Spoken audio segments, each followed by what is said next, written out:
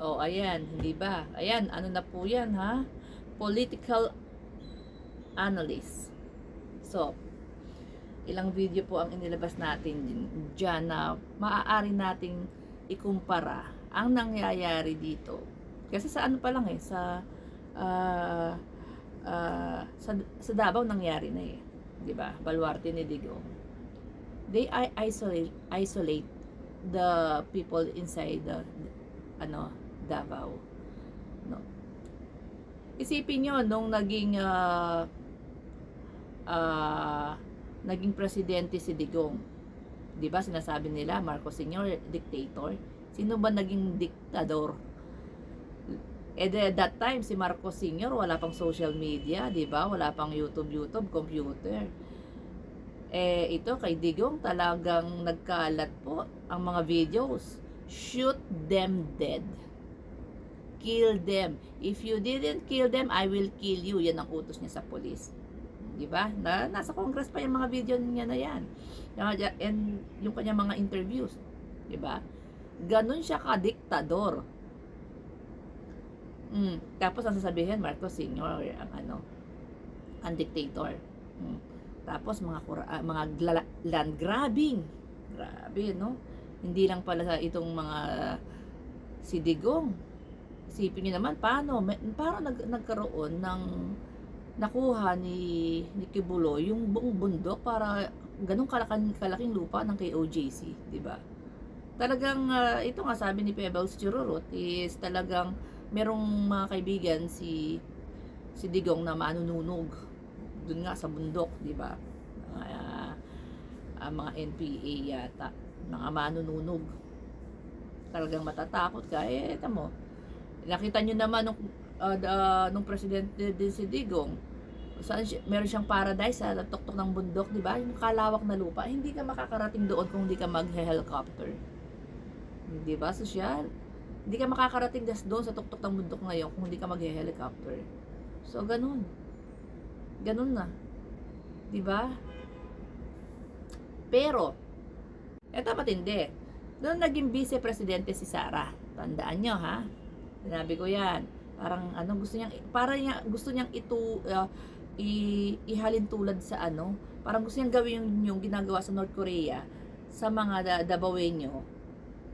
And pag siya naging presidente, ganun ang gusto niyang gawin. And yan nga, di ba? Sinasabi ang mga mismong mga ambassadors natin sa iba't ibang bahagi ng bansa and itong si political analyst.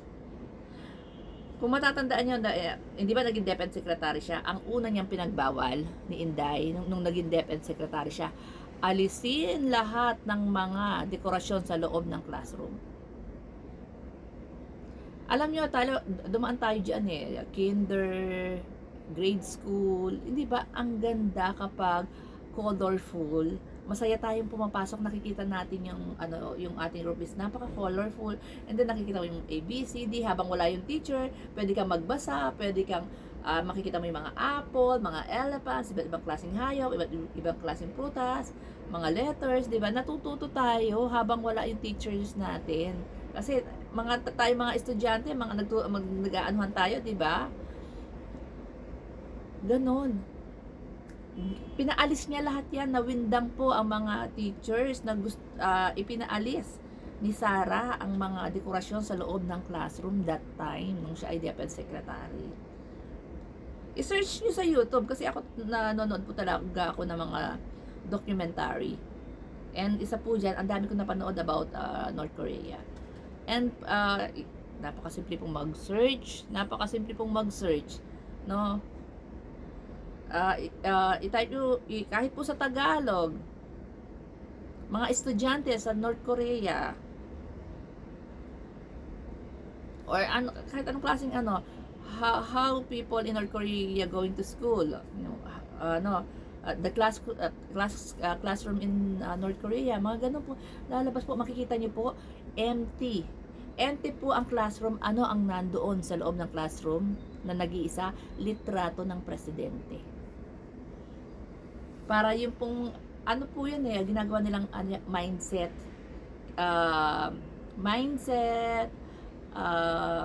mind conditioning, na ito lamang ang pag-asa namin, itong presidente na ito.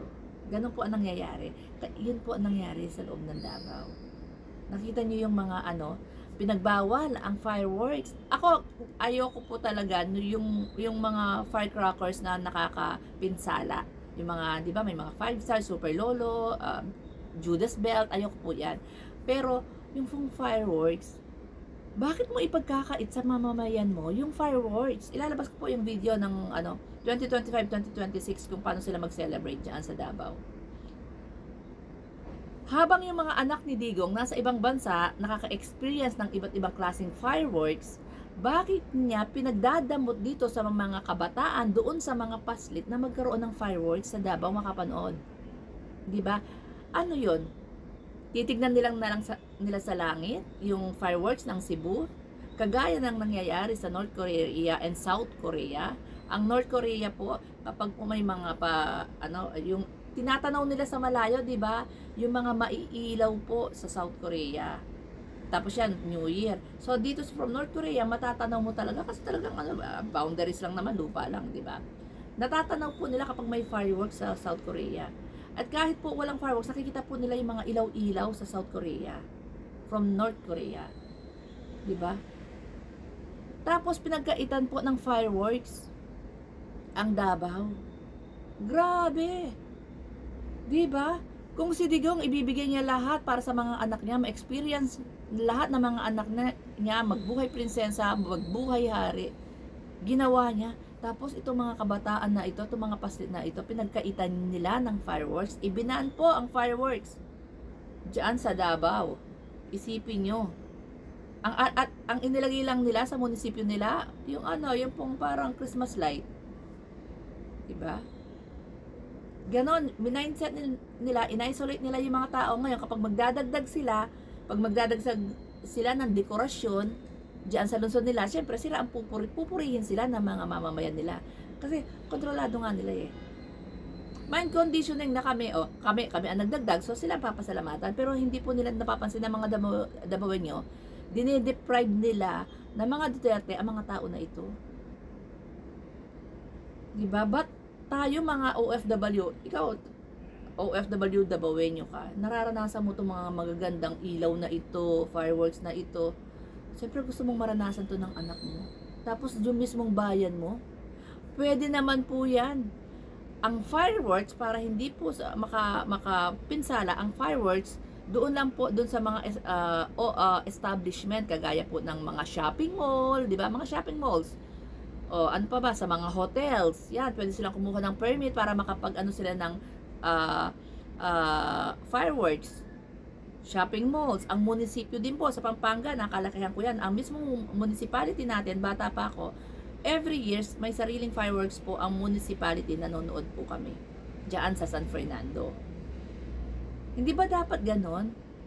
Pero dito sa Davao, as in wala, binan po. Hindi ko alam ilang years na pero nakita ko 25, 26. Ito may mga Davaoenyo po ako ditong followers eh. Ipinagkait po ng mga Duterte. Habang sila nag-New Year, nasa ibang bansa, nasa ibang lugar.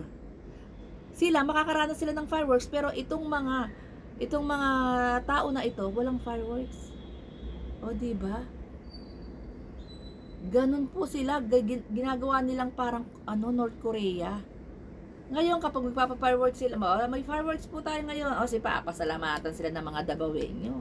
Siyempre, parang Diyos na sila niyan. Kaya nga sinasamba sila, di ba? Halos sambahin sila, iniiyakan sila ang pag-asa. Kasi sila mismo, dinideprive nila yung bayan nila. Sila mismo, pinagkakaitan nila yung kanilang mga mamamayan. Ngayon, kapag binigyan nila, yung mismong mamamayan nila, siyempre, magpapasalamat din sa kanila. Pero hindi nila naisip nitong mga Davaoenyo na ito, mismong puon nila, pinagkakaitan sila ng kalayaan na makaranas ng mga ganitong fireworks lang, 'di ba? Nakakalungkot, 'di ba? Nakakalungkot na sa loob ng Pilipinas may mga ganyan. Kasi sa North Korea ko lang po nakikita 'yan. And ganyan ang style ni Sara. And ngayon ginawa ni Baste. 'Di ba? Ginawa ni Baste ang ganyan.